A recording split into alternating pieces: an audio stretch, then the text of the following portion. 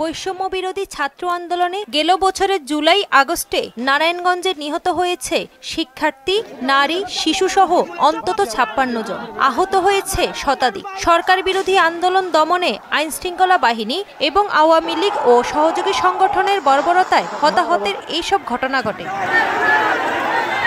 আন্দোলন চলাকালে ঢাকা নারায়ণগঞ্জ লিংক রোডে আইনশৃঙ্খলা বাহিনীর গুলিতে প্রাণ হারায় মিছিলে অংশ নেয়া ১৬ বছর বয়সী শিক্ষার্থী আদিল ও ঝালকুড়িতে মারা যান ব্যবসায়ী জামাল।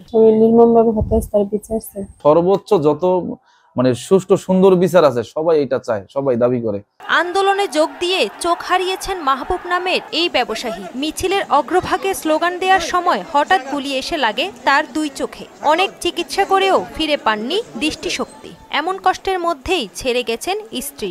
হয়তোবা সে আসলে সেই লড়াইটা চালাই যেতে পারবে না বিধায় সে তার ব্যক্তিগত ডিসিশন বা পারিবারিক ডিসিশন থেকে সে আমাকে ছেড়ে চলে গেছে। সেটা আসলে একান্তই তার ব্যক্তিগত বিষয়, সেটা নিয়ে আমি আর তাকে কখনোই করব না বা তার ফ্যামিলিকেও কখনো দোষারোপ করব না।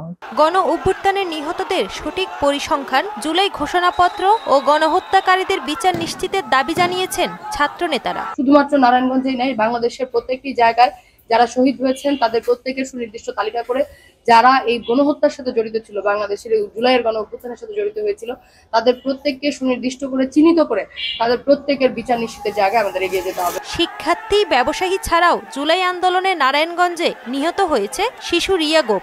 অনেকেই বেঁচে আছে পঙ্গুত্ব বরণ করে। তাহসিন তারিন, মোহনা সংবাদ।